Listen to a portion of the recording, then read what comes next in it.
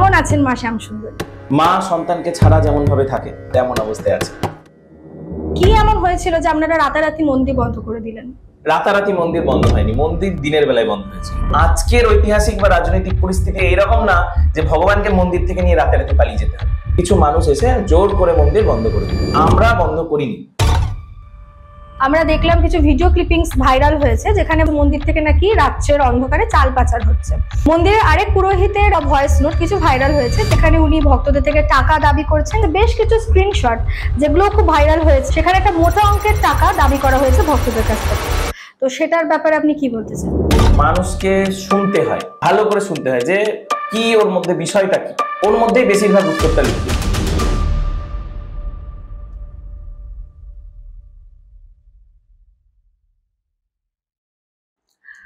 শুভ শক্তির কাছে অশুভ শক্তির পরাজয় যে বরাবর ঘটে এসেছে, আজকেও সেই নিয়মের কিন্তু ব্যতিক্রম নয়। সেই নিয়মের ফলশ্রুতি বলতে পারো আজকের এই পডকাস্টটা, কারণ দীর্ঘ 3 মাস কেটে গেছে ভক্তদের উদ্বেগ, আবেগ এবং অপেক্ষা যে কোথায় আছেন মা শ্যামসুন্দরী, আদৌ কি তার সঙ্গে দেখা করা সম্ভব। এই যে হাজারো প্রশ্ন ভক্তদের মনের মধ্যে এতদিন ধরে দানা বেঁধে আছেন, তারই হয়তো সুরাহা হতে চলেছে আজকের এই পডকাস্টটাতে। তো আশা করি আজকে কিছুটা হলেও আপনাদের যে প্রশ্নের উত্তর, যা যা প্রশ্ন এতদিন ধরে মানুষের মনের মধ্যে জমা ছিল বা দানা বেঁধেছিল, সেই সবেরই উত্তর আজকে খোঁজার চেষ্টা করব। তো সরাসরি আজকে চলে যাব শ্যামসুন্দরী মায়ের প্রধান পুরোহিত, শ্রদ্ধেয়, পরম শ্রদ্ধেয় ইন্দ্রসেন ভট্টাচার্য মহাশয়ের কাছে। তো প্রথমেই আপনাকে নমস্কার জানাই এবং একটাই কথা প্রথমেই জিজ্ঞাসা করতে চাই যে কেমন আছেন মা শ্যামসুন্দরী? জয় মা শ্যামসুন্দরী। মা সন্তানকে ছাড়া যেমন ভাবে থাকে, আপনারা যারা যারা মন্দিরে এসছেন অবশ্যই শুনেছেন যে কৃষ্ণেন্দু মাইকে দাঁড়িয়ে একটা কথা বলতো যে মা হাসছে আপনাদের দেখে। চালকলা, আপনাদের হাতে চালকলা আছে বা অন্য কোনো গিফট আছে তার জন্য মা হাসছে না, মা হাসছে আপনাদের দেখে। কারণ মা তার সন্তানকে দেখে সবচেয়ে বেশি খুশি হয়। তাই মা তার সন্তানদের দেখতে না পাওয়ার জন্য যেমন অবস্থায় থাকার না তেমন অবস্থায় আছে। ভালো কি খারাপ বলার সেই সৎসাহস আমার নেই। আচ্ছা আচ্ছা, তো আমি একটু আপনাকে জিজ্ঞাসা করি যে এই পডকাস্টটা অবশ্যই জনগণ চেয়েছিলেন বলেই, এত দর্শক যারা ছুটে আসতেন দূর দূরান্ত থেকে মাকে এক ঝলক দেখবেন বলে, তো তাদেরই কিছুটা বলতে পারেন যে মনের মধ্যে যে প্রশ্ন যে কি হয়েছিল বা এখন মা কোথায় আছেন, কিংবা এতগুলো মাস যে চলে গেল আদেও কি তারা আর মাকে দেখতে পাবেন, তো এর কি কোনো সদুত্তর আপনি দিতে পারবেন? অপেক্ষার অবসান অবশ্যই হতে চলেছে, কারণ সত্যকে কোনোদিন কোনোভাবেই থামানো যায় না। সূর্যকে আপনি যা করে ইচ্ছা আড়াল করতে পারেন না, মা কোটি সূর্যকে জ্যোতি প্রদান করছেন, তাই মাকে কেউ কোনোদিন আড়াল করতে পারবে না। মা অবশ্যই সবার সামনে আসবেন, এটা হলো প্রথম উত্তর। আর দ্বিতীয় কথা হলো যে এই ব্রডকাস্টটা অবশ্যই, এখানে আমি জানি যে আপনি যে প্রশ্নগুলো করছেন এর মধ্যে বিতর্কমূলক আলোচনা থাকবে, কিন্তু তবুও এই ব্রডকাস্টটা জরুরি। তার প্রধান যে 3টে কারণ, আমাদের মন্দিরে সাধারণত 3 রকমের ভক্ত আছে। একটা শ্রেণীর ভক্ত যারা চোখ বন্ধ করে বিশ্বাস করে, মাকে তো সবাই বিশ্বাস করে। আমরা চেয়েও ছিলাম যে এই জিনিসটা হোক, যে আমরা নিজেদেরকে কখনোই সামনে আনতে চাইনি, আমরা সামনে আসতে চাইও না, কারণ সামনে আসার অধিকার আর কারণ নাই, শুধু মায়ের আছে। তো কেউ মাকে এখানে দোষী বলেনি, কেউ বলেনি যে মা দোষী, দোষী মন্দির কর্তৃপক্ষ। তো এই ভক্তদের মধ্যে 3টে শ্রেণী আছে। একটা শ্রেণী চোখ বন্ধ করে বিশ্বাস করে যে মন্দিরের পুরোহিতরা ভালো, তারা সাধু, তাদের কোনো দোষ নেই, আর যে যা ইচ্ছা যে ভিডিও করুক, যে যা ইচ্ছা বলুক, যে যা ইচ্ছা করুক। আমি সেই প্রসঙ্গে আসবো যে মাকে নিয়ে যে মন্দির নিয়ে যে প্রশ্নগুলো উঠেছে। হ্যাঁ বলুন। তো এটা হলো প্রথম শ্রেণীর ভক্ত, তাদেরকে উত্তর দেবার আমাদের কিছু নাই, তারা কোনো উত্তরের অপেক্ষাই করে না। আমরা সত্যি কি মিথ্যা তারা জানতে চায় না, তারা জানে আমার মা, আমি মাকে ভালোবাসি, মা সত্যি। আর একটা শ্রেণীর ভক্ত আছে যারা হয়তো আমাদের মন্দিরে আসেইনি, তাদেরকে তাই আমি দোষ দিতে পারি না, না দোষ দিয়ে আমি বলছি বেশিরভাগই যারা আমাদেরকে নিয়ে খারাপ কথা বলেছে বা আমাদেরকে নিয়ে খারাপ আলোচনা করেছে, তাদের বেশিরভাগই মানে প্রায় 99% ভক্ত আমাদের মন্দিরে আসেইনি। তারা চোখ বন্ধ করে বিশ্বাস করে যে আমরা খারাপ, আমরা অসাধু। এটা আপনার কেন মনে হয় যে কেন তারা বিশ্বাস করে? মানুষের মধ্যে একটা এই বোধ থাকে। কেমন আমি আপনাকে বলি, তার আগেই বলে নি যে 3টে শ্রেণীর ভক্তের কথা। 3টে শ্রেণীর ভক্ত, প্রথম ভক্ত আমাদের যারা চোখ বন্ধ করে বিশ্বাস করে, একটা শ্রেণী আমাদের চোখ বন্ধ করে অবিশ্বাস করে, আর একটা শ্রেণী হলেন কনফিউজ। তাদের মধ্যে অনেকে হয়তো মন্দিরে আসেনি বা একবার দুবার এসছে, তারা হয়তো আমাদের বুঝতে পারেনি, তারাও ভাবছে এইগুলো কি সত্যি। তাদের জন্য এই ব্রডকাস্ট। আমরা মন্দিরের পুরোহিতদের কোনোদিনই উদ্দেশ্য বা আলোচনার মুখ্য বিষয় এই বিতর্কমূলক হওয়া উচিত না, কিন্তু এই ব্রডকাস্টটা খুব জরুরি, তার কারণ সত্যকে তুলে ধরা। বেদে আপনি দেখবেন, আমাদের বেদ, যে আমাদের একটাই তো ধর্মগ্রন্থ বেদ, যেটা ঈশ্বরের বাণী, যেটা ঈশ্বর আর বেদ এক। বেদ আদি যুগে তৈরি হয়েছে, আধুনিক যুগ পর্যন্ত চলছে, আজও তৈরি হচ্ছে। তো বেদে সত্যকে তুলে ধরবার জন্য কোথাও কোথাও এমনও পরিস্থিতি দেখবেন যে বেদকে অস্বীকার করেছে। তাদের উদ্দেশ্য এবং লক্ষ্য একটাই ছিল, সত্যকে তুলে ধরা। তো এই ব্রডকাস্টেরও উদ্দেশ্য আর লক্ষ্য হলো সত্যকে তুলে ধরা। তাই এই বিতর্কমূলক আলোচনাটা অপ্রাসঙ্গিক না, পুরোহিতদের জন্য অপ্রাসঙ্গিক না। আর মাঝখানে আপনি একটা প্রশ্ন করেছেন যে তারা কেন অবিশ্বাস করছে, তারা চোখ বন্ধ করে কেন অবিশ্বাস করছে। মানুষের মধ্যে একটা মেষ বৃত্তি থাকে, ভেড়া বৃত্তি, মেষ মানে ভেড়া। এটা আমি কাউকে ছোট করছি না, এটা মানুষের চরিত্র। একদম। আপনি যখন বৈষ্ণব তখন আপনার কাছে কৃষ্ণ সব, আপনি যখন শাক্ত আপনার কাছে কালী সব, আপনি যখন শৈব আপনার কাছে শিব সব, আর সবাই তার চাকর বাকর। বৈষ্ণবদের ক্ষেত্রে খুব বেশি করে দেখবেন এই জিনিসটা। আবার আপনি যখন কোন নাস্তিক্যবাদী, অর্থাৎ যারা ঈশ্বরে অবিশ্বাস করে, তাদের কাছে ঈশ্বরে অবিশ্বাসটাই সব। একদম, এটা মানুষের সহজাত প্রবৃত্তি। সেই জন্যই তারা আমাদেরকে অবিশ্বাস করে। তারা মনকে একটা জায়গায় সেট করে নিয়েছে যে এরা খারাপ, তার জন্য তাদের কোনো যুক্তির দরকার নাই। তাদের মনে হয়েছে তারা হয়তো কোথাও এরকম ভাবে ঠকেছে, তার জন্য যেমন পোড়া গরু মেঘ দেখলে ডরায়, তাই তারা মনে করে নিয়েছে যে এরা একেবারেই অবিশ্বাসের যোগ্য, এদেরকে বিশ্বাস করা যায় না। কিন্তু তাদের কাছে আমার অনুরোধ যে তারা একবার আসুক, তারা নিজের চোখে দেখুক, নিজের চোখে দেখে যে জিনিসটাকে সত্য মনে করবে সেইটাকেই তারা সত্য বলে মনে করুক। ভুল মানুষের হতে পারে। তো মানুষ দিন দিন এই সংকীর্ণতা থেকে, এই মেষবৃত্তি থেকে উপরে উঠছে। এই উপরে ওঠার নামই হলো নিরপেক্ষতা, যাকে সেকুলার বলা হয়। তো একজন মানুষ সেকুলার না হলে কখনোই স্বাধীন হতে পারে না, স্বতন্ত্র হতে পারে না।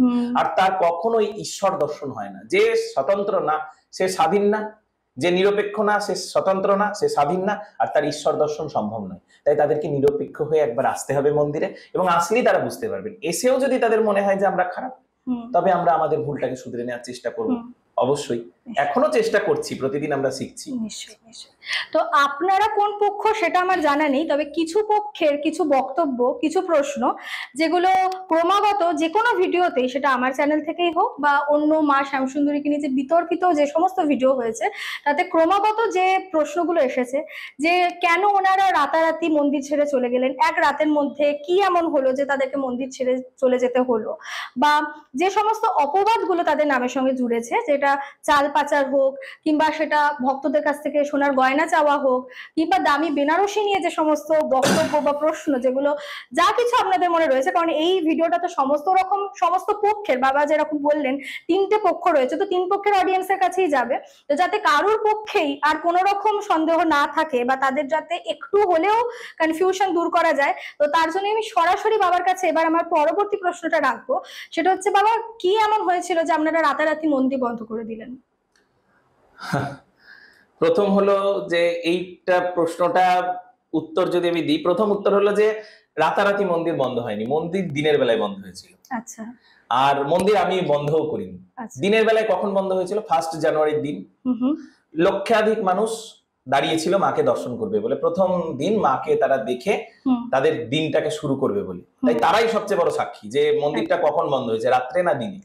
সেই সময় মন্দির এসে আমাদের কিছু বিশেষ মানুষ, অবশ্যই ব্যক্তিগতভাবে আক্রমণ করা আমাদের উদ্দেশ্য না, ব্যক্তিগতভাবে নাম নেওয়া আমাদের উদ্দেশ্য না, কিছু মানুষ এসে জোর করে মন্দির বন্ধ করে দিল। আচ্ছা, মন্দির বন্ধ করে দিল। এবার বলবেন মন্দির বন্ধ করলো কি করে? পুজো পাঠ তো বন্ধ করেনি। ভক্তদের সঙ্গে মায়ের সংযোগ বিচ্ছিন্ন করে দেওয়ার নামই হলো মন্দির বন্ধ করে দেওয়া। নিশ্চয়। ভক্তদেরকে মন্দিরে ঢুকতে না দেওয়ার নামই হলো মন্দির বন্ধ করে দেওয়া। তাই এটা দিনের বেলায় ঘটেছে, আর আমরা বন্ধ করিনি।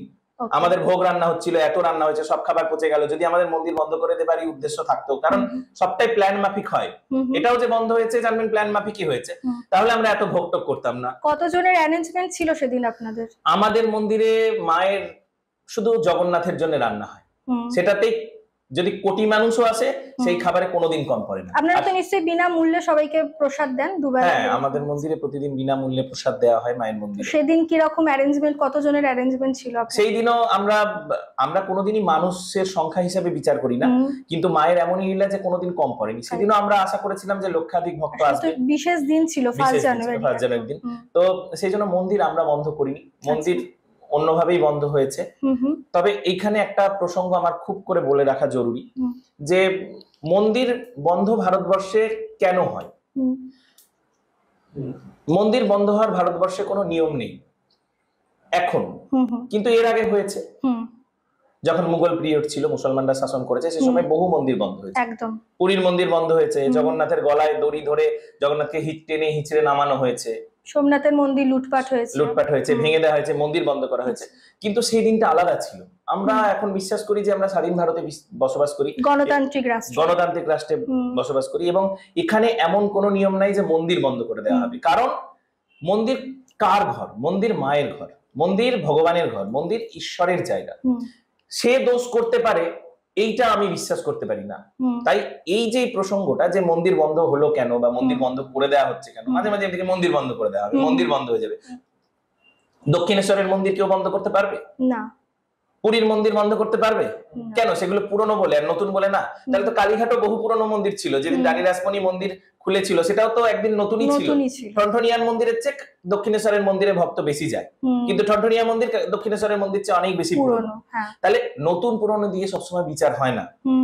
আর মন্দির বন্ধ করে দেওয়ার কারণ এও হতে পারে না যে মন্দির নতুন। মন্দির বন্ধ করে দেওয়ার একটা কারণ হতে পারে যে ঈশ্বর দোষী। তাই এখন এবার আমার প্রশ্ন দর্শকদের কাছে, আমার প্রশ্ন ভক্তদের কাছে, যে এখানে দোষীটাকে, দোষী মা না দোষী মন্দির কর্তৃপক্ষ? মন্দির কর্তৃপক্ষের মধ্যে প্রধান পুরোহিত আমি, অবশ্যই আমার উপর অনেকটা দায় বর্তায়। তো দোষী যদি মা, নিশ্চয়ই সবাই বলবে যে দোষী মা না, মা দোষী হতে পারে না। সবাই খুব ভালোবাসে। কেউ যদি মাকে দোষী বলে, তার উত্তর আমার জানা নেই, আমি সেই উত্তর দিতে পারবো না। কিন্তু তারা যদি বলে দোষী মন্দির কর্তৃপক্ষ, মন্দির কর্তৃপক্ষ মানে পুরোহিতরা, তার মধ্যে আমিও আছি, অবশ্যই আমি সেই উত্তরের দায়বদ্ধ।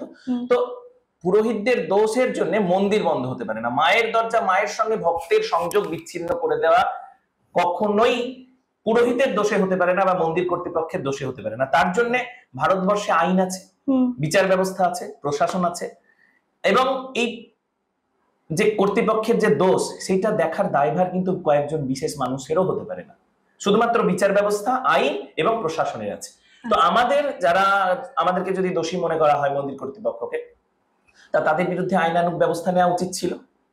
1 জানুয়ারির দিন, একটা বিশেষ দিনকে নির্বাচন করে সেই দিন লক্ষাধিক ভক্তের সঙ্গে মায়ের সংযোগ বিচ্ছিন্ন করে দিয়ে মায়ের মন্দির বন্ধ করে দেওয়া উচিত হয়নি, এই আমার মত। এবার ভক্তরা এটা বিচার করবে। অবশ্যই ভক্তদের কাছে এই প্রশ্ন আমার থাকলো। তার মানে আপনি বলতে চাইছেন যে মায়ের মন্দির দিনের বেলা বন্ধ হয়েছে, রাত্রেবেলা হয়নি। তাহলে যে আমরা দেখলাম কিছু ভিডিও ক্লিপিংস ভাইরাল হয়েছে যেখানে মাকে রাত্রেবেলা বাইরে মানে নিয়ে চলে যাওয়া হলো, তো সেটার ব্যাপারে আপনি কি বলতে চান? শোনেন, মাকে বাঁচানোর দায়িত্ব আমাদের। কেন? মা জগৎকে বাঁচাচ্ছে, এমন না যে মাকে বাঁচানোর আমরা লোক। মাই সবকিছু করছে, কিন্তু তবুও যখন মা মন্দিরে থাকেন, বিগ্রহ যখন মন্দিরে থাকেন, তখন বিগ্রহ শিশু, বিগ্রহ বাচ্চা, সে জলটাও ভরে খেতে পারে না, কোলের বাচ্চা। সেই বিগ্রহকে বাঁচানোর দায়িত্ব মন্দিরের পুরোহিতদের। আজকে আমি মন্দির থেকে রাতারাতি মাকে নিয়ে পালিয়ে গেলাম, এটা আজকে নতুন ঘটনা কিচ্ছু না, এর আগেও হয়েছে। পুরী তার সবচেয়ে বড় সাক্ষী, পুরীর জগন্নাথ মন্দির। তাছাড়া এখন একটা খুব ভাইরাল খবর একটা উঠেছে যে সোমনাথ মন্দিরের সোমনাথের জ্যোতির্লিঙ্গের টুকরো পাওয়া গেছে। আচ্ছা, আমাদের রবি শঙ্করজি, যিনি আধ্যাত্ম সম্পর্কে বলেন, একজন বাবাজি, তাকে কোন সাউথ ইন্ডিয়ান ব্রাহ্মণ পরিবার থেকে এই দুটো জ্যোতির্লিঙ্গ দেওয়া হয়েছে। 1925 সাল নাগাদ, সেই সময় যে শঙ্করাচার্য ছিল, তার কাছে ওই সাউথ ইন্ডিয়ান ব্রাহ্মণ পরিবার ওই জ্যোতির্লিঙ্গ দুটো নিয়ে যায়। তো সেই শঙ্করাচার্যই, যিনি কামকোটি মঠের শঙ্করাচার্য, তিনি বলেছিলেন যে আজ থেকে 100 বছর পরে যে শঙ্করাচার্য হবে তার কাছে তুমি যাবে এবং তাকে বলবে যে এটা সোমনাথ মন্দিরের ভগ্নাবশেষ। পুরো লিঙ্গটাকে বাঁচাতে পারেনি, ওই টুকরোটাকে নিয়েই পালিয়ে গেছিল সাউথ ইন্ডিয়া। আচ্ছা আচ্ছা। তো এই এখন সেটা রবিশঙ্করজি পেয়েছে। আপনার তখন ফোন ছিল না, তাই হয়তো ভাইরাল হওয়ার স্কোপটা ছিল না। নিজে বিগ্রহ নিয়ে পালিয়ে যাচ্ছে। জগন্নাথকে নিয়ে তো মানে মোটা মোটা বই আছে যে জগন্নাথকে নিয়ে কিভাবে লুকিয়ে রাখা হয়েছে, যে চিল্কা ঘুরতে যায় বাঙালিরা, সেই চিল্কাতে জগন্নাথকে লুকিয়ে রেখে পুজো করা হয়েছে। তাহলে আপনার কি মনে হয় যে কিছুটা শিক্ষার অভাবও রয়েছে মানুষের মধ্যে? আসলে তারা ঐতিহ্যটাই জানেন না, এবং যেরকম আপনি বললেন যে এক পক্ষের কথা শুনে আরেক পক্ষ সেটা নিয়ে না, এইটা না। মানুষের আজকের দিনে আশ্চর্য হওয়াটাই স্বাভাবিক। সেই দিনের রাজনৈতিক পরিস্থিতি একরকম ছিল, ঐতিহাসিক পরিস্থিতি একরকম ছিল, কিন্তু আজকের ঐতিহাসিক বা রাজনৈতিক পরিস্থিতি বা সামাজিক পরিস্থিতি এইরকম না যে ভগবানকে মন্দির থেকে নিয়ে রাতে রাতে পালিয়ে যেতে হবে। তাহলে যেতে হলো কেন? কিন্তু সত্যিই আজকে এরকম পরিস্থিতি, মানুষ এটাই মেনে নিতে পারছে না। উট পাখি দেখবেন বিপদ দেখলে বালির মধ্যে মাথা লুকিয়ে থাকে, সে ভাবে না যে আমি মাথা ঢুকিয়ে দিলে মরে যাব, সে মাথায় ঢোকায়। তো আমাদের আজকের দিনের সমাজের মানুষগুলো সেই সেই ভয়ানক বিপদটাকে দেখতে পাচ্ছে না, যেটা মধ্যযুগে হয়েছে। আজকেও সেই বিপদের মধ্যেই আমরা আছি। মা শ্যামসুন্দরী সেই জিনিসটাকে সবার সামনে তুলে ধরলো, যে আজকেও ভগবানকে মন্দির ছেড়ে পালাতে হচ্ছে। পৌষ মাসে বৃহস্পতিবার, হ্যাঁ, এর চেয়ে দুর্ভাগ্যজনক তো আমার মনে হয় না আর কিছু হতে পারে, আমার ভক্তদের কাছেও এবং সবার কাছেই। এবং আপনার কি মনে হয় যে আপনাদের চিন্তা ভাবনার স্বাতন্ত্রতা বা ভিন্নতা, যেমনটা কথা উঠেছে যে অব্রাহ্মণ পুরোহিত মায়ের পুজো করেন, তো আপনার কি মনে হয় যে মন্দিরের বা আপনাদের এই স্বতন্ত্রতা, বা যেখানে নিয়মের মানামানি নেই, খুব একটা নিয়মের ঘনঘটা নেই, যেখানে আপনারা বলেন যে মায়ের কাছে উপোস না করে গিয়েও ভক্তরা অঞ্জলি দিতে পারেন, পুজো দিতে পারেন, যেটা অনেক মন্দিরেই আবার অ্যালাউড নয়, তো কোন মন্দিরে কি অ্যালাউড সেটা আবার কথা না, আমার কথা হচ্ছে যে আপনাদের মন্দিরের স্বতন্ত্রতাটাই কি অন্যদের কাছে একটা চ্যালেঞ্জিং, একটা কিছু চ্যালেঞ্জ ছুড়ে দিচ্ছে, যেখানে মানুষ অনেক স্বতঃস্ফূর্তভাবে মন্দিরে যেতে পারেন, ধর্মের বা কিছু জাতপাতের ভেদাভেদ না করেই? আমার এখানে আমরা কোনোদিন শাস্ত্র বিরুদ্ধ কাজ করিনি। আমরা হিন্দু, আমরা সনাতন, আমরা কোনো বিশেষ সম্প্রদায় নই। আমরা হিন্দু সম্প্রদায়, আমরা বৈষ্ণব, আমরা শাক্ত, আমরা গাণপত্য, আমরা সৌর, আমরা যত সম্প্রদায় আছে ভারতবর্ষে, যত সম্প্রদায় আছে হিন্দু ধর্মের সনাতনের মধ্যে, আমরা সব সম্প্রদায়ের মিলিত রূপ। আচ্ছা, তো আমরা এই যে প্রশ্ন প্রথম উঠেছে যে ব্রাহ্মণ পুজো করতে পারে না অব্রাহ্মণ পুজো করতে পারে, তো আমাদের মন্দিরে কখনোই কোনো অব্রাহ্মণ পুজো করেনি, এই হলো প্রথম কথা। আচ্ছা, এবার এখান থেকে একটা প্রশ্নের জন্ম নিচ্ছে যে ব্রাহ্মণ কে? আপনি যদি বলেন ব্রাহ্মণের ঘরে জন্ম নেয়া একটা মাতাল, ব্রাহ্মণের ঘরে জন্ম নেয়া একজন যে প্রতিদিন অন্য বাড়িতে যায়, নিজের পরিবার ছেলে রাত্রিবেলায় সারা রাত কাটিয়ে ভোরে ফেরে, লড়তে চড়তে পারে না, হাতে মালা জড়িয়ে, সে ব্রাহ্মণ হয়, তাহলে আমরা সেই ব্রাহ্মণকে মানি না, সেই ব্রাহ্মণত্বকে আমরা বিশ্বাস করি না। আমরা বিশ্বাস করি শঙ্করাচার্য যাকে ব্রাহ্মণ বলেছেন, আমরা বিশ্বাস করি রামানুজাচার্য যাকে ব্রাহ্মণ বলেছেন, আমরা বিশ্বাস করি চৈতন্য মহাপ্রভু যাদেরকে ব্রাহ্মণ বলে ন্যাকা চৈতন্য নামক উপাধিটি পেয়েছেন, তারাই ব্রাহ্মণ। কারণ আমরা তাদেরই উত্তরসূরি, আমরা শঙ্করাচার্যের উত্তরসূরি, আমরা রামানুজের উত্তরসূরি, আমরা চৈতন্য মহাপ্রভুর উত্তরসূরি। আজ থেকে 500 বছর আগে মহাপ্রভু যদি বলতে পারেন যে চণ্ডালোপি শ্রেষ্ঠ হরিভক্তি পরায়ণা, তাহলে আমরা 500 বছর পরে এসে এই কথাটা বলতে পারবো না যে কেউ জন্মগতভাবে ব্রাহ্মণ হয় না? গীতার 4th অধ্যায় 13 নম্বর শ্লোকে ভগবান বলছেন মায়া শিষ্টাং চাতুর্বর্ণাং গুণ কর্ম বিভাগ আছে, আমি এই চতুর্বর্ণ সৃষ্টি করেছি গুণ আর কর্ম অনুসারে, যা বিভাজন সেটা গুণ আর কর্ম অনুসারে। এবার একজন ধরেন ড্রেন পরিষ্কারের কাজ করে, সে মেথর, এবার তাকে কোন বর্ণে ফেলবেন? অবশ্যই তাকে শূদ্রের বর্ণে ফেলবেন। কিন্তু সে ড্রেন পরিষ্কারের কাজ করে সারাদিন ড্রেন পরিষ্কার করে এসে রাত্রিবেলায় ধর্ম আলোচনা করে, সমাজকে কি করে উন্নত করবে সেইটা ভাবে, তো তাকে কোন বর্ণে ফেলবেন? তাকে অবশ্যই ব্রাহ্মণের বর্ণে ফেলবেন। এটার উত্তর গীতার ওই শ্লোকটি দিচ্ছে, 4th অধ্যায় 13 নম্বর শ্লোক। কিভাবে বলছেন? মায়া শিষ্টাং চাতুর্বর্ণাং গুণ কর্ম বিভাগ আছে, আগে গুণ তারপরে কর্ম, গুণ অনুসারে বর্ণ ঠিক হয়, এই হলো প্রথম কথা।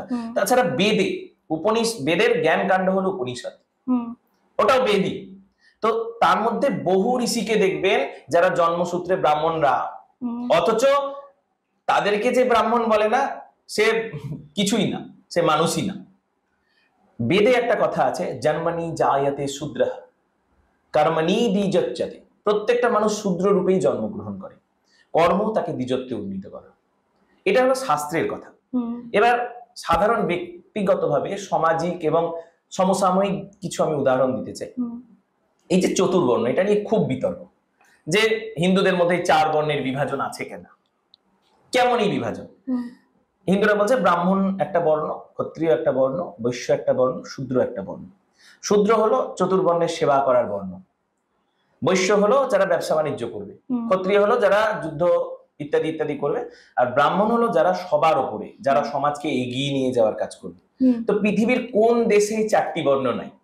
আমেরিকায় নেই, পাকিস্তানে নেই, আরবে নেই 4টে বর্ণ, সব জায়গায় আছে। শুধু হিন্দু ধর্মেই বিভাজন নেই, তাছাড়া পৃথিবীর সব ধর্মেই বিভাজন আছে। বৌদ্ধ ধর্মেও বিভাজন আছে, এক পক্ষ আর এক পক্ষকে ভাবে এ বৌদ্ধ না। খ্রিস্ট ধর্মেও আছে, এক পক্ষ ভাবে ও খ্রিস্টান না। তেমনি অন্যান্য ধর্মগুলোর মধ্যেও আছে, শুধু হিন্দু ধর্মেই কোনো বিভাজন নেই। যেই বর্ণের কথা আপনি তুললেন, ব্রাহ্মণ এবং অব্রাহ্মণের কথা, এটা কোনো জন্মগত ব্যাপারই না, এটা কোনো ধর্মীয় বিভাজন না, এটা গুণ এবং কর্ম অনুসারে করা বিভাজন। এটা আমাদের ধর্মগ্রন্থ বারবার করে ঘোষণা করেছে। এবং পৃথিবীর সব দেশে এটা আছে। আপনি কখনোই চাইবেন না যে আপনার ছেলে বড় হয়ে ড্রেন পরিষ্কার করুক, আপনি সবসময় চাইবেন আপনার ছেলে বড় হয়ে জজ সাহেব হোক, তার মানেই আপনি চাইছেন আপনার ছেলে ব্রাহ্মণ হোক। তো প্রত্যেক শূদ্রের ব্রাহ্মণ হবার অধিকার আছে। আমাদের কথিত আছে যে আমাদের প্রত্যেকের একটা করে গোত্র আছে। গোত্রটা কি? গোত্র হলো তুমি সেই ঋষির বংশধর বা সেই ঋষির শিষ্য।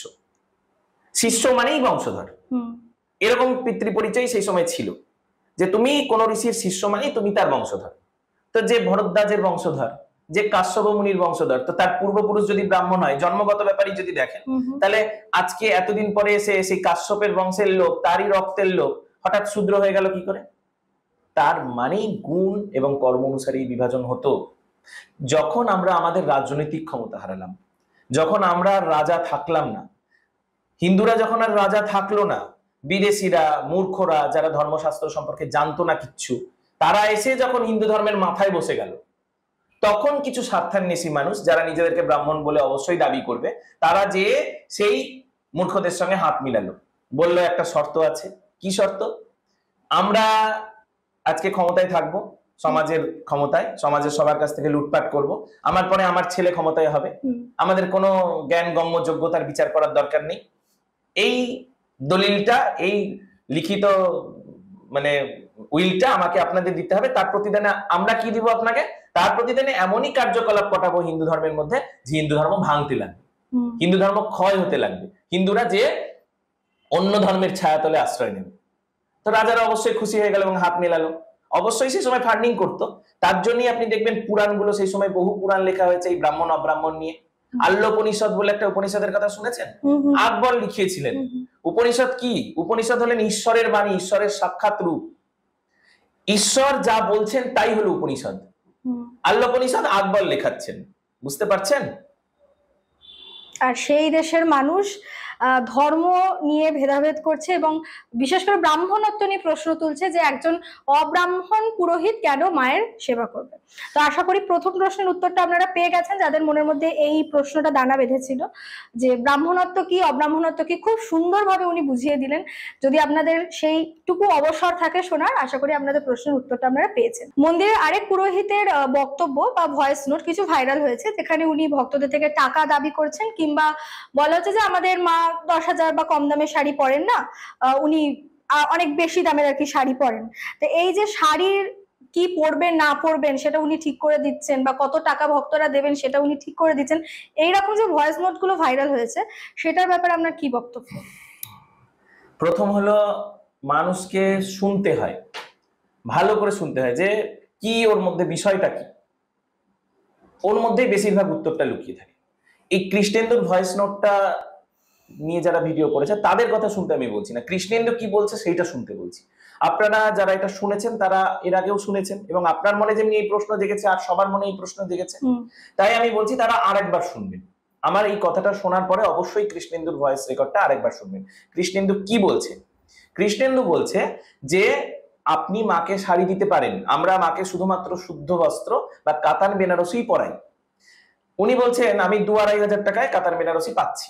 কৃষ্ণেন্দু বলছে তখন যে হ্যাঁ আপনি 2,500 টাকা দিতে পারেন, আমাদের কোনো ব্যাপার নেই, কিন্তু এটা ফেক হওয়ার চান্স খুব বেশি। আমরা মাকে কিন্তু নকল জিনিস পরাই না, আমরা মাকে আসল জিনিসই পরাই। আর আসল জিনিস কিনতে গেলে সেটা 8-10 হাজার টাকার কমে হয় না। কথাটা হলো এইরকম। সেই কথাটাকে কেউ যদি বলে যে মা 2,000 টাকার শাড়ি পরে না আর 8-10 হাজার টাকার শাড়ি পরে, তাহলে তো সেটাকে মেনে নেওয়া যায় না।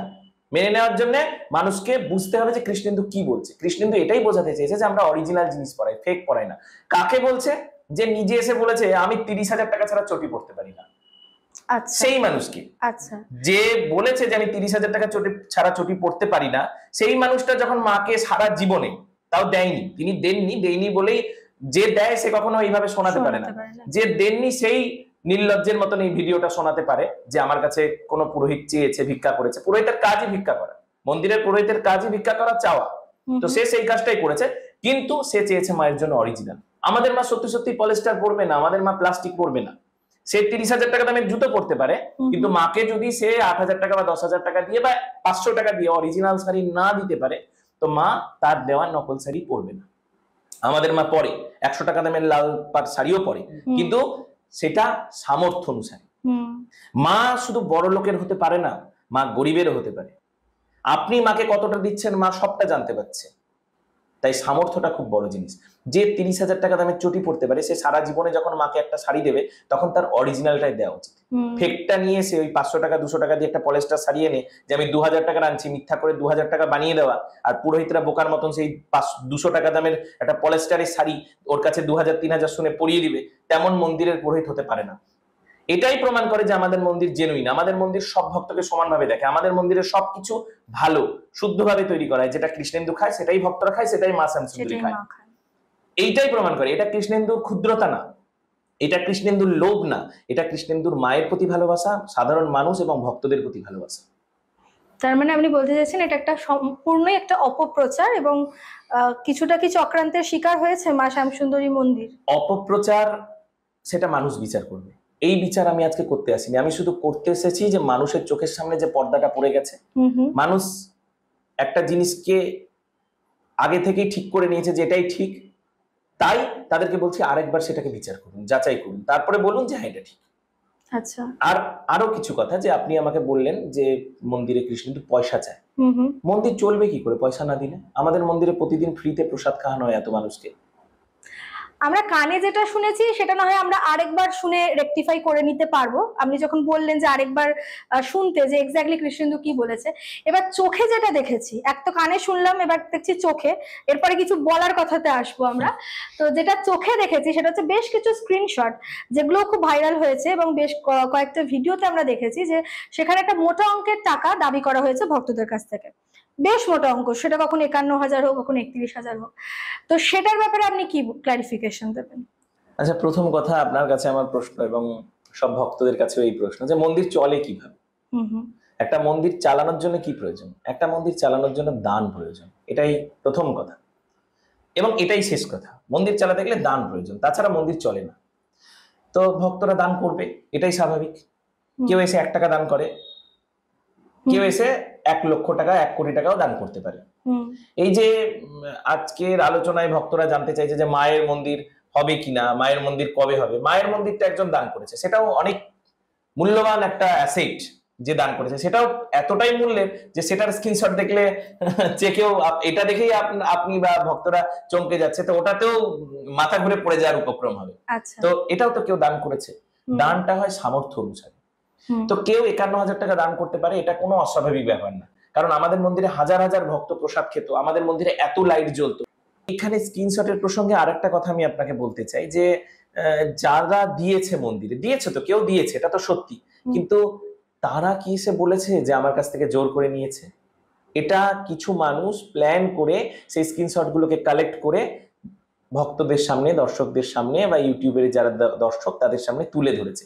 এটাই কি প্রমাণ করে না যে মন্দিরটাকে বন্ধ করবার জন্য, অন্য কোনো ভাবে মন্দিরটার অন্য কোনো বিকৃতি ঘটানোর জন্য বা মন্দিরটাকে দখল করবার জন্য বহুদিন ধরে প্ল্যান চলছিল? যদি সত্যি কেউ দিয়ে থাকে তাহলে সে এসে বলুক যে আমার কাছ থেকে জোর করে নেওয়া হয়েছে, আমি ভালোবেসে মাকে দিইনি। যদি এখন কেউ এসে বলে তাহলে এটাও জেনে রাখবেন যে এটাও একটা প্ল্যানেরই অংশ। কারণ তুমি 5 বছর আগে দেওয়ার পরে 5 বছর পরে তোমার মনে বললো যে আমি ভুল দিয়ে দিয়েছি, কেন এই 6 মাস ধরে, এই 2 মাস ধরে, এই 5 মাস ধরে, এই 5 বছর ধরে তোমার মন বললো না যে আমার কালকে পয়সাটা চলে গেছে? সাইবার ক্রাইম হলে ব্যাংক থেকে পয়সা কেটে নিলে মানুষ 2 দিন পরে যখনই জানতে পারে তখনই ছুটে যায় ব্যাংকে, আমার পয়সা কেটে নিয়েছে। এখানেও তেমনই হওয়া উচিত ছিল যে আমার জিনিসটা জোর করে কেউ নিয়ে নিয়েছে, থানায় কমপ্লেন করা উচিত ছিল, অন্য কোনো আইনানুগ ব্যবস্থা নেওয়া উচিত ছিল। এই সাজিয়ে গুছিয়ে 50টা স্ক্রিনশট নিয়ে প্রমাণ কিছুতেই করা যায় না যে মন্দিরের ভক্তরা জোর করে ভক্তদের, মন্দিরের পুরোহিতরা, এটা এই কয়েকটা স্ক্রিনশট সাজিয়ে গুছিয়ে এটা কোনোভাবেই প্রমাণ করা যায় না যে মন্দিরের পুরোহিতরা জোর করে ভক্তদের কাছ থেকে পয়সা নিয়েছে। এটা প্রমাণ হয় যে মন্দিরের প্রতি ভক্তরা কতটা ডেডিকেটেড, পুরোহিতের প্রতি ভক্তদের কতটা আস্থা যে তারা এক কথায় 51,000 টাকা দান করে দিচ্ছে, এক কথায় 1 লাখ টাকা দান করে দিচ্ছে। জয় মা শ্যামসুন্দরী। জয় মা শ্যামসুন্দরী। আচ্ছা, আরেকটা প্রশ্ন, মানে এত সুন্দরভাবে আপনি পুরো বিষয়টা বোঝালেন যে এরপরে সত্যি প্রশ্ন করতে মন না চাইলেও কিছু প্রশ্ন যেগুলো বারংবার মানুষের মধ্যে ঘুরে ফিরে এসেছে, সেটা হচ্ছে আরেকটা বড় অভিযোগ, যেটা হচ্ছে মন্দির থেকে নাকি রাত্রের অন্ধকারে চাল পাচার হচ্ছে। তো এইটা কতটা সত্য বা এর সত্যতা কি? এটাই হলো সবচেয়ে ভাইরাল খবর। প্রথম মানে বড় বড় টিভি চ্যানেল এইগুলোকে তুলে ধরেছে, চাল পাচার, চাল পাচার, চাল পাচার। আমাদের মন্দিরের পুরোহিতরা এই প্রসঙ্গে অবশ্যই বলেছে, কৃষ্ণেন্দু বলেছে, অন্যরাও বলেছে চাল পাচার প্রসঙ্গে। তার উপরে আমার আর বলার কিছু নাই, যে চাল পাচার ছাড়া আরো কত রকমের পাচার দেখানো যেত, আমাদের পুরোহিতরা এর আগেই বলে দিয়েছে। তো একই জিনিস আমার দ্বিতীয়বার বলার উদ্দেশ্য না। চাল পাচার প্রথম কথা হয়নি, হতে পারে না। কেন হতে পারে না? আমাদের মন্দিরে প্রতিদিন হাজার হাজার মানুষ ভোগ খেত, প্রসাদ খেত। তো যেই আসতো মন্দিরে, কেউ 100, কেউ 50, কেউ তার চেয়ে বেশি, কেউ 1 কেজি 5 কেজিও হয়তো চাল দিত। চাল কলা মায়ের প্রধান ভোগ, সেই হিসাবে দিত। কিন্তু একটা পরিবারের একজনই পুজো দিত, একটা প্যাকেটেই চাল আর একটা প্যাকেটেই কলা নিয়ে পুজো দিত। আর একটা পরিবারের যখন 5 জন মানুষ আসতো, বা 10টা বন্ধু কলেজের মিলে এসে একটাই পুজো দিত, এবং 10 জন মিলে ওই মন্দিরেই প্রসাদ খেত। তাই 100 গ্রাম চালে নিশ্চয়ই 10 জনের খাওয়া হবে না। তাই আমাদের চাল শুধু পাচার করাটা তো একেবারেই মিথ্যে কথা। চাল, ওই চাল ছাড়াও আমাদের অন্য চাল আমদানি করতে হতো, পাচার না, আমদানি করতে হতো, রপ্তানি না, আমদানি করতে হতো। তো চাল আমাদের আমদানি করতে হতো, এই হলো প্রথম কথা। আপনি দেখবেন ওই ভিডিওতে, আমি বারবার বলছি যে সব সময় যা বিষয়, সেই বিষয়ের মধ্যে সত্য এবং মিথ্যা লুকিয়ে থাকে। ওই ভিডিওগুলোর মধ্যেই দেখবেন, যখন ওই বলছে চালের বস্তা বের করছে, তখন গলির পাশে কয়েকটা বস্তা পড়ে আছে। তো বর্ষাকালে বা ওই বৃষ্টির সময়, যে সময় ভিডিও হচ্ছে, বা যে কোনো সময়, কেউ চালের বস্তা বাইরে রাস্তায় ফেলে রাখবে না। রাস্তায় কি ফেলে রাখতে পারে মানুষ? রাবিশের বস্তা, রাস্তায় ফেলে রাখতে পারে ফুলের বস্তা, ইত্যাদি ইত্যাদি। চালের বস্তা কি করে মানুষ রাস্তায় ফেলে রাখতে পারে? ভিডিওতে দেখবেন যে একটু দেখলেই বুঝতে পারবেন যে একজন মাথায় করে এই বস্তা নিয়ে যাচ্ছে, চালের না কিসের ওনারাই জানেন। আর পাশে অনেকগুলো বস্তা পড়ে আছে, মানে ঘর থেকে বেরোচ্ছে বস্তা, কিন্তু বাইরে রাস্তাতে অনেক বস্তা পড়ে আছে। কেউ বস্তা, চালের বস্তা কেউ বাইরে ফেলে রাখবে না, তাহলে চোরে রাত্রিবেলায় চুরি করে নেবে। যারা ভিডিও করছে তারাই চুরি করে নেবে। তো ওটা চাল না। আমাদের প্রচন্ড ভিড় থাকে মন্দিরে, এত মানুষ প্রসাদ খায়, পাতাগুলো কিসে করে ফেলবে? বস্তাতে করেই ফেলবে। মানুষ ফুল এত পুজো দেয়, সেই ফুলটা তো ফেলতে হবে, ফুলটাকে বস্তায় করে ফেলবে। আরো জিনিস থাকে, কিছু না কিছু জিনিস ফেলছিল। আমি সেটা জানি না, এক একজন এক একটা কাজ করে, আমি একটা কাজ করি, ও আর একটা কাজ করে, ও আর একটা কাজ করে। তারা কি ফেলছিল তারাই জানে। এই হলো প্রথম কথা। আর একটা এত বড় লরিতে চাল পাচার হচ্ছে, মানে অত চাল, তাহলে কি আমাদের ওখানে কত বড় গোডাউন আছে, আমাদের ওখানে কত বড় ঘর আছে যে এত চাল আটলো? তাই এটা পুরোপুরি মিথ্যা, প্রথম কথা। আর দ্বিতীয় কথা হলো, একটা মন্দিরের বা মন্দির কর্তৃপক্ষের বা ট্রাস্টির এই অধিকার আছে যে তারা তাদের কোনো জিনিস বা অ্যাসেট বিক্রি করে নতুন অ্যাসেট ক্রিয়েট করতে পারে। যেমন আপনি রামকৃষ্ণ মিশনে বহু মানুষ বাড়ি দান করে, সব জায়গায় রামকৃষ্ণ মঠ এবং মিশন তৈরি হচ্ছে কি? তারা কি করে? 10টা বাড়ি বিক্রি করে দিয়ে সেই পয়সা দিয়ে একটা মন্দির তৈরি করে বা অন্য কোনো কাজে লাগায়, সেটা তাদের ব্যক্তিগত মত। তো তখন তাদের কাছে কেউ যে প্রশ্ন করে না, বাড়ি পাচার হচ্ছে, বাড়ি পাচার হচ্ছে? আমার এটাই প্রশ্ন। ও, আমরা নতুন চারা গাছ গজিয়ে উঠছি বলে আমাদের গাছটাকে কেটে দিতে হবে, পা দিয়ে মেরে দিতে হবে, ছাগল এসে চড়ে খেয়ে চলে যাবে, এর কোনো ঠিক ঠিকানা নাই বলে? মানুষের এই প্রশ্নগুলো মানুষের কাছে আমাদের প্রশ্ন, যে ট্রাস্টির অধিকার আছে কিনা আপনারা জানুন। যদি আমাদের মন্দিরে এত ভোগ হয়, লাইট জ্বলে, ফুল লাগে, গঙ্গা জল লাগে, পুরোহিতদের পোশাক লাগে, মায়ের পোশাক লাগে, এইগুলোর জন্য আমরা চাল বিক্রি করতেই পারি? আমরা করিনি, আমাদের দরকার নাই। আমাদের ওই চালটা ছাড়াও আরো চাল কিনতে হয়েছে, কারণ এত মানুষ প্রসাদ খায়, এটা সাধারণ জিনিস। প্রসাদের জন্য ডাল লাগে, তেল লাগে, নুন লাগে, সবই তো কিনতে হবে। তো কেউ যদি চাল বিক্রি করে ডাল কেনে, নুন কেনে, তেল কেনে, তাহলে সত্যি দোষ হওয়াটা স্বাভাবিক না? আমাদেরকে কি ডাল যারা ভিডিও করেছে তারা দিয়ে যেত? আমাদেরকে কি মন্দিরের কারেন্টের বিলের টাকা তারা দিয়ে যেত? এবং যেটা আরেকটা প্রশ্ন, যেটা মেন প্রবলেম ছিল এলাকাবাসী কিংবা শাসক দলের, সেটা হচ্ছে যে আপনাদের মন্দিরের যে রাস্তা, মন্দিরটা মায়ের হতে পারে, তাদের দাবি রাস্তাটা তো মায়ের নয়, তাহলে ভক্তরা কেন রাস্তায় ভিড় করবে? আমি আপনার এই প্রসঙ্গের কথাটা আমি বলবো। আমি একবার টিটাগড় গেছিলাম, ব্যারাকপুরে মথুর মোহন বিশ্বাসের তৈরি করা একটা অন্নপূর্ণা মন্দির। আচ্ছা। রানী রাসমণির খুব ইচ্ছা ছিল, সেই মন্দিরে আমি গেছিলাম। টিটাগড় দিয়ে গেছিলাম, এসেছিলাম ব্যারাকপুর দিয়ে। তো ব্যারাকপুরে আমি এরকম একটা মন্দির দেখেছি স্টেশনের ওপর, হনুমান মন্দির, যেখানে প্রসাদ খাওয়ার লাইন একটা আলাদা, পুজো দেওয়ার লাইন একটা বিশাল আলাদা। ওই রকম ভিড়। আমি সন্ধ্যাবেলায় ধরেন ফিরে আসছিলাম 7:30 8টার সময়, প্রচন্ড ভিড়, মানে মানুষ, আর জোরে জোরে গাড়ি আসছে, সেই গাড়ির পাশ দিয়ে মানুষের লাইন, প্ল্যাটফর্ম ভর্তি। তো আমি এতদিন জানতাম যে মন্দিরের জন্য সরকারের জায়গা ব্যবহার করা যায়, মানুষ দাঁড়াতে পারে। অবশ্যই সরকারি জায়গায় মন্দির করার কথা আমি বলছি না, কিন্তু মানুষ দাঁড়াতে পারে, কারণ মানুষ মন্দিরে এসছে, সরকারটাও মানুষের, এটা গণতান্ত্রিক সরকার। কিন্তু আমাকে এই প্রশ্নও শুনতে হয়েছে যে ভক্তদের কাছ থেকে যে ভক্তদের নাকি ওখানকার বহু লোক বলেছে, তোরা কি তোদের বাপের জায়গায় দাঁড়িয়ে আছিস, এটা সরকারি জায়গা, এটা কর্পোরেশনের জায়গা। সেরা সেরা লোক বলেছে, আমাকেও এই কথা বলেছে যে ওরা কি ওদের বাপের জায়গায় এসে দাঁড়ায়। তো আমার মনে এটা বলতো যে কলকাতার মতন জায়গায় কি করে এত বড় মন্দির হবে, এত টাকা এত পয়সা কি করে জোগাড় হবে। এখন আর আমার মন বলে না, আমার মন বলে হবে, মায়ের বিশাল বড় মন্দির হবে, ভক্তরাই মায়ের মন্দির তৈরি করবে। আজকে যে মায়ের মন্দির একজন তৈরি করে দিচ্ছে, এত কলকাতার মতন জায়গায় নিজের বাস্তু দান করে দিচ্ছে, নিজের বাড়ি দান করে দিচ্ছে, বসত বাড়ি দান করে মায়ের মন্দির করে দিচ্ছে, হয়তো নিজের সর্বস্ব দিয়ে মাকে দান করে দিচ্ছে একদম লিগালি। তো কেউ যদি নিজের সর্বস্ব দান করে দিতে পারে মায়ের জন্য, তো এরকম একটা না কোটি কোটি মায়ের ভক্ত আছে। কলকাতাতে কোয়েস্ট মল হতে পারে, কলকাতায় বড় বড় বিল্ডিং হতে পারে, ফ্ল্যাট হতে পারে, অ্যাপার্টমেন্ট হতে পারে, তো মায়ের মন্দির হতে পারে না? অবশ্যই হবে। এবং এই যে আপনার প্রশ্ন, এই প্রশ্নের মধ্যে এর উত্তর লুকিয়ে আছে এবং আমাদের স্বপ্ন লুকিয়ে আছে যে মায়ের বড় মন্দির হবে। এবং মায়ের বড় মন্দিরে কেউ এসে বলবে না যে তুই সরকারি জায়গায় দাঁড়িয়ে আছিস, তুই তোর বাপের জায়গায় দাঁড়িয়ে আছিস।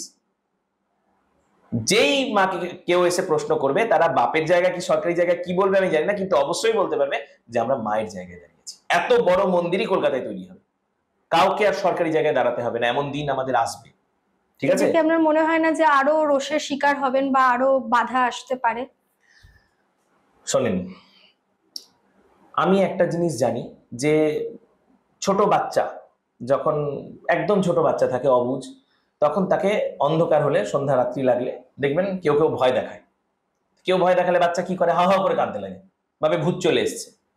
কিন্তু তার মা যখন তাকে যে ভয় দেখায়, একই ভয় তার মা যে যখন দেখায়, তখন বাচ্চাটা এমনি করে দেখে, একটু ভালো করে দেখার চেষ্টা করে এটা কি, খুব ভালো করে দেখে, তারপরে মিচকে হাসে, মানে ট্রাই করছে যে আমি যেটা দেখছি সেটা সত্যি কি মিথ্যা। তারপরে মা ফেসে যায়, তখন বাচ্চা জোরে হি হি করে হেসে ওঠে, আর বাচ্চাকে তখন মা চেপে জড়িয়ে ধরে। আমি একটা জিনিস জানি যে আমাকে শুধুমাত্র ভয় দেখাতে পারে আমার মা, আর জগতের কেউ না। মা শুধু ভয় দেখাতেই পারে, তাও মজাক করে, সিরিয়াসলি না। মা শুধু সন্তানকে ভালোবাসতেই জানে, তাই কেউ আমাকে ভয় দেখাতে পারে না, আমি কাউকে ভয় পাই না। আমি মায়ের মন্দির নিয়ে গেছিলাম মায়ের সেফটির কথা ভেবে, মাকে ওখান থেকে রাতারাতি নিয়ে যাওয়ার কথা, মন্দির আমি বন্ধ করিনি মাকে, শুধু মাকে মায়ের সেফটির কথা ভেবে। কিন্তু এখন আমি দৃঢ় নিশ্চিত যে আমার পাশে প্রচুর ভক্ত আছে, আমার পাশে মায়ের অগণিত ভক্ত দাঁড়িয়ে আছে মাকে রক্ষা করবার জন্য। আমাদেরকে আর কেউ সরাতে পারবে না, কারণ আমরা মুঘল যুগে বাস করি না, আমাদের রাজারা বিদেশি কোনো শাসক নয় যে আমাদের মন্দির বন্ধ হয়ে যাবে। এবার মন্দির বন্ধ করতে গেলে যারা বন্ধ করতে আসবে, তারা সংবিধানের সেই আইন নিয়ে আসবে যে সংবিধানের এত নম্বর ধারায় লেখা আছে মন্দির বন্ধ করা যায়, তারপরেই মন্দির বন্ধ হবে, তার আগে মন্দির বন্ধ হবে না, অন্তত যতক্ষণ আমার শরীরে এক বিন্দু রক্ত আছে। একটা কথা আমি বলে রাখি, আমরা কি করতে পেরেছি আমরা জানি না, কিন্তু আমরা এইটা করতে পেরেছি যে মানুষকে, ভক্তদের মধ্যে স্বপ্ন দেখিয়ে দিতে পেরেছি যে মায়ের মন্দির হবে, রাজ রাজেশ্বরী মন্দির, যে মন্দির কেউ কোনোদিন দেখেনি। যেমন মা ন ভূত ন ভবিষ্যতি, মায়ের মতন কেউ কোনোদিন মাকে দেখেছে যে আসলেই সন্তানকে হেসে হাহা করে হেসে হিহি করে হেসে জড়িয়ে ধরে, হাসির আবেগের মধ্যে দিয়ে জড়িয়ে ধরতে কেউ কখনো দেখেছে? আমাদের মা শ্যামসুন্দরী দেখিয়ে দিয়েছে যে সন্তান আসলে মা জড়িয়ে ধরতে পারে ভালোবাসা দিয়ে, আবেগ দিয়ে, হাসি দিয়ে। তেমনি মা যেমন ন ভূত ন ভবিষ্যতি, তেমন মায়ের মন্দিরও হবে ন ভূত ন ভবিষ্যতি। এই যে এত দূর দূরান্ত থেকে মানুষ ছুটে আসে, এত সেলিব্রিটি, তথাকথিত সেলিব্রিটি যারা সিনেমা সিরিয়ালের সঙ্গে যুক্ত, তো তারা ছুটে আসেন সবাই মাকে ভালোবেসে, তাই তো? মানে একটা যে অভিযোগ উঠেছে যে অনেককে দিয়ে আপনারা নাকি প্রচারের জন্য টাকা দেন, কিংবা অনেককে আসার জন্য, সেলিব্রিটিটা আসার জন্য জনগণের যারা সাধারণ মানুষ যাচ্ছে তাদের মাকে দর্শন ব্যাহত হচ্ছে, এইগুলোর ব্যাপারে আপনি কি বলতে চান? যারা যারা আমাদের মন্দির নিয়ে বিরক্ত, যারা যারা আমাদের মন্দির নিয়ে জ্বালা ধরে, যাদের যাদের আমাদের মন্দির নিয়ে, তারা তারা এরকম করুক না, সেলিব্রিটি দিয়ে ইত্যাদি ইত্যাদি যা যা দিয়ে মনে হয়েছে আমাদের মন্দিরে ভিড় এসছে, আমাদের মন্দিরে ভক্তরা এসছে, তারাও করে দেখুক হয় কিনা। শুধু মাই ভক্তকে টানতে পারে। তিরুপতিতে এত কষ্ট হয়, বৈষ্ণব দেবীতে এত কষ্ট হয়, মানুষ সেইখানে যায় কেন? মায়ের টানে যায়, ভগবানের টানে যায়। আমাদের মা শ্যামসুন্দরীর কাছে মানুষ এসে 4-5 ঘন্টায় গলির মধ্যে দাঁড়িয়ে থাকতো, কত রকম কটূক্তি শুনতে হয়েছে ভক্তদের, বাপ তুলে মা তুলে, কিন্তু ভক্তরা কোনো দিন বিরক্ত হয়নি। কত কষ্ট হয়েছে গরমের মধ্যে ওই একটা কানা গলির মধ্যে, সরু একটা ন্যারো গলির মধ্যে দাঁড়িয়ে থাকতো, ভক্তরা একটুও বিরক্ত হয়নি। তার কারণ তারা যখনই মায়ের কাছে এসেছে, মা তাদেরকে সত্যি সত্যি জড়িয়ে ধরেছে। মা জড়িয়ে ধরতে পারে, কারণ মায়ের চোখ দুটো নকল না, মা দেখতে পায়। মায়ের বুকের ভিতরটা পাথরের না, মাংসের, তাই মা অনুভব করতে পারে। মায়ের কান দুটো আসল, তাই মা সব শুনতে পায়। সেই জন্য ভক্তরা বারবার আসে। আপনি নিজেকে দিয়ে ভাবুন না, আপনার আবেগ, আপনার মায়ের প্রতি অনুভব, মায়ের প্রতি ভালোবাসা, এটা কি মিথ্যা? সেটা তো মানুষ দাবি করছে যে আপনি নাকি টাকা দিয়েছেন, এবং হতে পারে এটাও দাবি করতে পারে এই পডকাস্টটা টাকা দিয়েই করানো। শুনুন, সবসময় দুটো পক্ষ থাকবে, জগতের এটা নিয়ম। আমাদের লড়াই কোনো মানুষের সঙ্গে না, আমাদের লড়াই কোনো বিশেষ মানুষের সঙ্গেও না, আমাদের লড়াই ধর্মের সঙ্গে অধর্মের, যুগে যুগে হয়ে এসছে, আর ধর্মই জিতেছে। রবীন্দ্রনাথ তার একটি বিশেষ প্রবন্ধে ভারতীয় ঋষিদের সম্পর্কে বলতে গিয়ে এই কথাটা বলছেন, অধর্মে নৈধতে তাবৎ ততো ভদ্রাণি পশ্যতি ততো সপত্নাৎ জয়তি সমূলস্তু বিনশ্বতি। অধর্ম ফুলে ফেপে ওঠে, অধর্ম সাময়িকভাবে শত্রুদের জয় করে, অধর্ম রাজ্য বিস্তার করে, কিন্তু অধর্মের বিনাশ হয় সমূলে। আমাদের একটাই, যে কাজ শঙ্করাচার্য করেছেন, যে কাজ রামানুজ করেছেন, যে কাজ চৈতন্য মহাপ্রভু করেছেন, যে কাজ রামকৃষ্ণ করেছেন, বিবেকানন্দ করেছেন, সেই কাজই আমরা করছি। এবার আপনি বলবেন যে আপনি আর রামকৃষ্ণ বিবেকানন্দ কি এক? না, মানুষ তো বড় মানুষকে অনুসরণ করতে করতেই বড় হয়। আমি যদি 1 না ভর্তি হই, আমি কি করে মাধ্যমিক পাস করব? তারা MA BA এর উপরে, তারা PhD করা, তারা MPhil করা, কিন্তু আমরা 1 তো ভর্তি হই, তাদেরকে দেখে তো ভাবি যে আমরাও একদিন MPhil পাস করব। হয়তো আমরা 8 পর্যন্ত কি আটকে গেলাম, আটকে যেতে পারি, 1 আটকে গেলাম, আটকে যেতে পারি, কিন্তু তারা আমাদের শুধুমাত্র অনুসরণীয় না, অনুকরণীয়। এই যে ব্রাহ্মণ নিয়ে যে প্রশ্ন করলেন, জানেন পুরো দক্ষিণ ভারত যার চরণে মাথা নত করে পড়ে আছে তার নাম হলো রামানুজ। রামানুজের কাছে দুটো অপশন ছিল। সেই সময়ের বিখ্যাত ব্রাহ্মণ যাদব প্রকাশকে নিজের গুরু হিসেবে বেছে নিতে পারতেন, সেটা যাদব প্রকাশও চাইতো, কিন্তু তিনি তা করেননি। তিনি একজন শূদ্রকে নিজের গুরু রূপে বেছে নিয়েছিলেন। অর্থোডক্স বা রক্ষণশীল যদি হিন্দু বলতে কাউকে বোঝেন, দক্ষিণ ভারতের মতন রক্ষণশীল হিন্দু আর পৃথিবীর কোথাও নেই। তারা ভেরি কনজারভেটিভ মাইন্ডেড, তারা একেবারে রক্ষণশীল, কিন্তু তারা যার চরণ ধরে বসে আছে সেই ব্যক্তিটি, যার 1000 বছর পূরণ হওয়ার জন্য বিশাল একটা মূর্তি হলো, বোধহয় 1000 কিলো সোনা দিয়ে সেই মূর্তি মোড়া হলো, সেই রামানুজের গুরু ছিলেন একজন শূদ্র। এর উপরে আর কি আছে? বিবেকানন্দ, রামকৃষ্ণ, সারদা মা, শঙ্করাচার্য, এরা প্রত্যেকের কথা বারবার কেন বলছি? তাদের সঙ্গে নিজেদের তুলনা করছি না, কিন্তু তাদেরকে দেখে মনে হচ্ছে যে তাদের সঙ্গে আমাদের তুলনা করা চলে। তারাও জীবনে খুব কষ্ট পেয়েছেন। আজকে যে বিবেকানন্দের মূর্তি রেখে ঘরে পুজো করছেন, জানেন দক্ষিণেশ্বর মন্দিরে যান তো আপনি, অন্যরাও নিশ্চয়ই যায়। মায়ের যেদিন মন্দির প্রতিষ্ঠা হয় সেদিন মন্দিরের অভিষেক হয়েছিল, মায়ের বিগ্রহের অভিষেক হয়েছিল, আর একবার পুনরাভিষেক হয়েছিল, খুব প্রচার প্রচার করে ঢাক ঢোল পিটিয়ে পুনরাভিষেক হয়েছিল। কিন্তু সেই পুনরাভিষেকের কারণটা কি জানেন? সেই পুনরাভিষেকের কারণ ছিল বিবেকানন্দ নাকি মন্দিরে ঢুকে গেছে। স্বামী বিবেকানন্দ যে হিন্দু ধর্মকে পৃথিবীর দরবারে নিয়ে গেছিল, যে সনাতন ধর্মকে পৃথিবীর দরবারে নিয়ে গেছিল, যে প্রথম বলেছিল যে গর্ব করে বলো আমি হিন্দু, সেই মানুষটি হিন্দুদের মন্দিরে ঢুকে গেছে বলে মায়ের পুনরাভিষেক করতে হয়েছিল। এটা আমার কথা না, সত্যি কথা, ইতিহাস বলছে। শঙ্করাচার্যের মা যখন মারা যান, নিজের জ্ঞাতিরাই শঙ্করাচার্যকে আগুন পর্যন্ত দেয়নি, কেউ আগুন দেয়নি। আগেকার দিনে এরকম দেশলাই, গ্যাসের লাইট এরকম পাওয়া যেত না। আচ্ছা, মুখাগ্নি করবে সেই আগুনটা দেয়নি শঙ্করাচার্যকে, যে শঙ্করাচার্য পুরো বৌদ্ধ ভারতকে হিন্দু ভারত বানিয়েছিল। আজকে আমরা যে হিন্দু, শঙ্করাচার্যের জন্য আজকে আমরা হিন্দু। শঙ্করাচার্য ছিল বলে রামানুজ জন্মেছে, শঙ্করাচার্য ছিল বলে চৈতন্য রামকৃষ্ণ জন্মেছে, বিবেকানন্দ জন্মেছে। আজকে আমাদের মন্দিরে মাকে নিয়ে আমরা পালিয়ে যেতে পারছি, আজকে আমাদের মন্দিরে হিন্দুরা এসে আক্রমণ করতে পারছে। সেই শঙ্করাচার্য নিজের মায়ের মৃত্যুর পর মুখাগ্নির আগুনটুকু পায়নি। তো এগুলো কি আমাদের জীবনের অনুপ্রেরণা না? রানী রাসমণিকে কত বাধা দেওয়া হয়েছে মন্দির করার জন্য, এক এক সময় এক এক রকম কারণ থাকে। আজকে এই কারণগুলো আপনাদের কাছে হাস্যকর মনে হতে পারে, যে রানী রাসমণি শূদ্রাণী ছিল বলে তাকে মন্দিরে বাধা দেওয়া হচ্ছিল, কিন্তু এটা কি সত্যি হাস্যকর না বাস্তব? আমাদের মন্দিরের পুরোহিতকেও কি শূদ্র বলা হয়নি? আচ্ছা, আমরা একদম আমাদের আলোচনার বা কথোপকথনের শেষ পর্যায়ে তো চলে এসেছি।